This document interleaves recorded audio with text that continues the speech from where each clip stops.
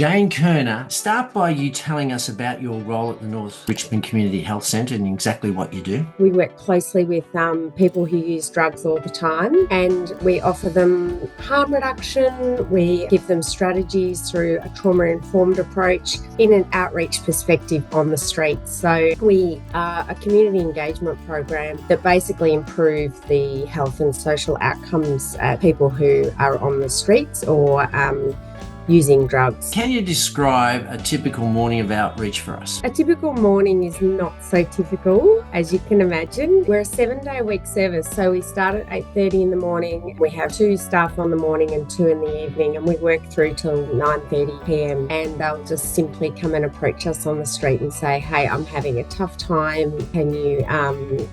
Can you provide some support?" This is an incredibly challenging role that you're playing and a crucial role in our community. Do you ever feel unsafe? I don't ever feel unsafe. Dividing her time between working as a care coordinator at the North Richmond Community Health Centre and as a nurse, I'm your host, Ian Bunston. Welcome to Monday Matters.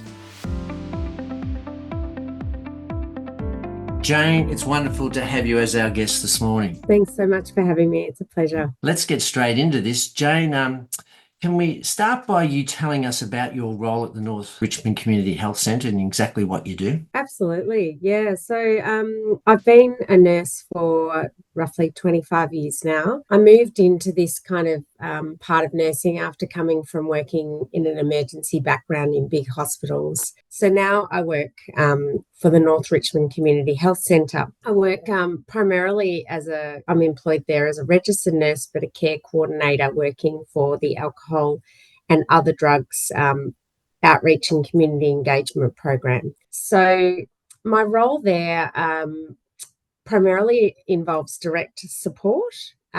We do follow-up service to individuals on the street with complex and social health needs, and it's always those particularly affected by drug and alcohol dependence. Our we work closely with people who use drugs all the time, and we offer them harm reduction. We give them strategies through a trauma-informed approach in an outreach perspective on the streets. So we are a community engagement program that basically improve the health and social outcomes of people who are on the streets or using drugs. Now, Jane, I fortuitously met you a couple of weeks ago when you were returning from a morning of outreach in the Richmond community. Can you describe a typical morning of outreach for us? Absolutely. A typical morning is not so typical, as you can imagine, in the line of work that we do. Usually starts in the office where the team gather with a coffee, of course. We're a 7-day-a-week service, so we start at 8:30 in the morning. We have 2 staff on the morning and 2 in the evening, and we work through till 9:30 p.m. So a typical morning of outreach starts at 8:30 in the morning.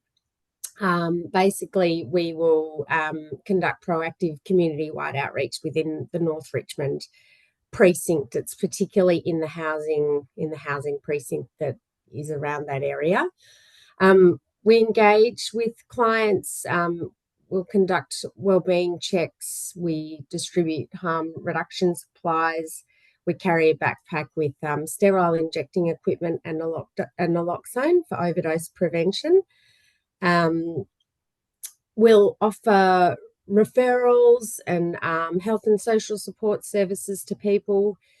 We have roughly 24 clients on our caseload at the moment, and these are clients that have been either referred to us through external agencies or they've been self-referrals.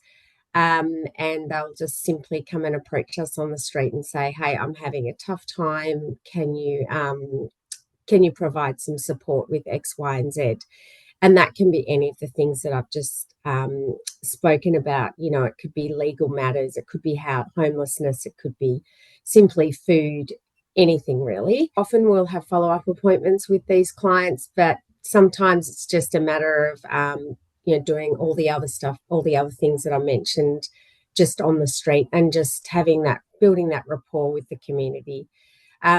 We also address, community concerns that some of the local businesses might have. We liaise with the local residents who like to come and talk to us about some of the things that they might have concerns about. And that might be that, there was a very unwell man on the street the other day. This is a description of him. Can you check in on him? So we certainly, whilst, we can help with those kind of things, we like to try and keep the community involved. So, we want to promote a safer and a more supportive environment for the community. And Jane, when I first spotted you walking down Lennox Street, I think it was you, there were two other colleagues that were with you.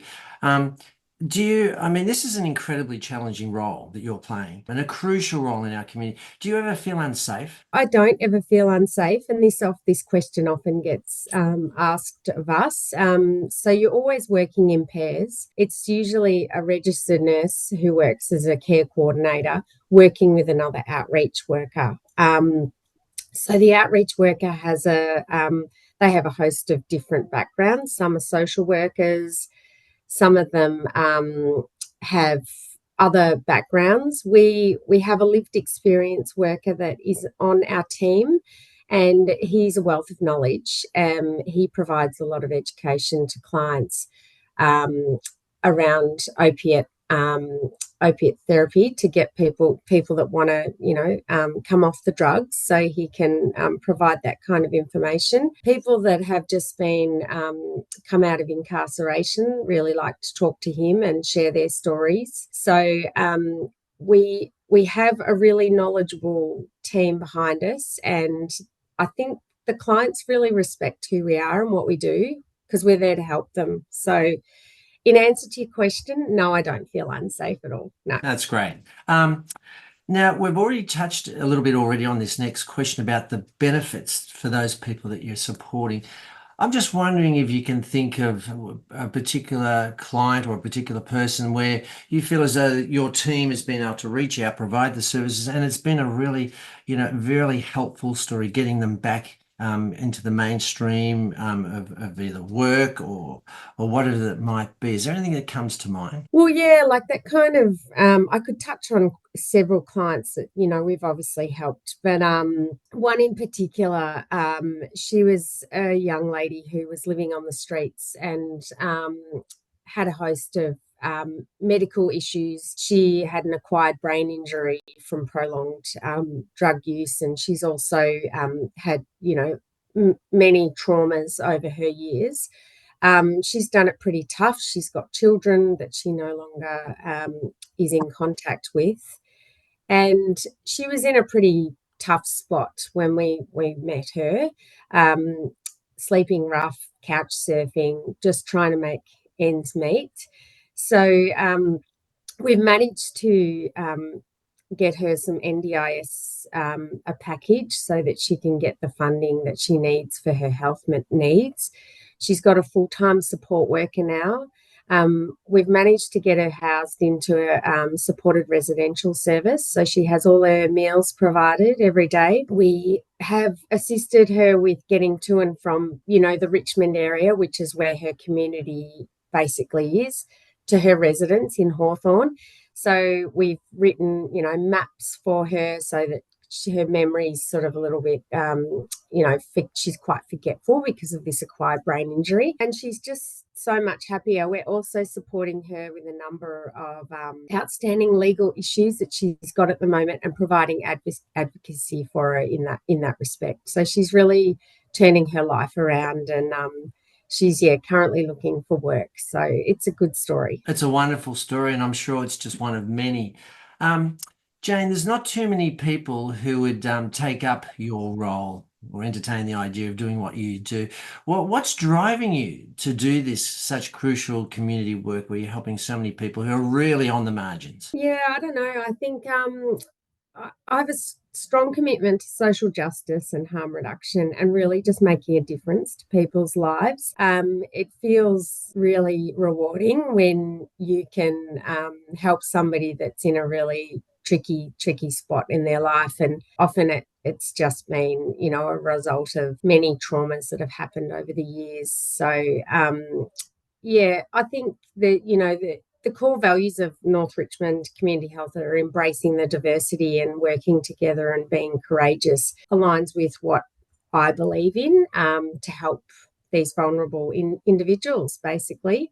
And just seeing small wins and helping someone to receive housing or just medical care just inspires me to challenge myself. So yeah, that's what I love about it. That's great.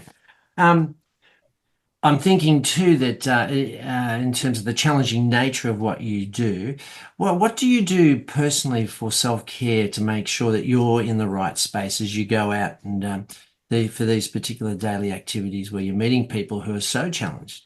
Yeah, it is important to have that time to yourself. So for me, I don't know, I just spend time with my family, catch up with friends. I like to exercise, walking, running, yeah, that kind of thing. So, and of course, taking holidays. Who doesn't love a holiday? So, yeah. No, that's great. Well, look, Jane, from meeting you in the street down there at Richmond to having you as a guest here at Monday Matters is an absolute privilege to hear your story. In terms of, the aim of this program is to celebrate the benefits of community connections. We couldn't get a better story. It really is great, Thank and we're in you. awe of the work that you do and for the centre that you work for. And thank you so much for being a guest here at Monday Matters today. Thanks so much for having me in. I really appreciate it.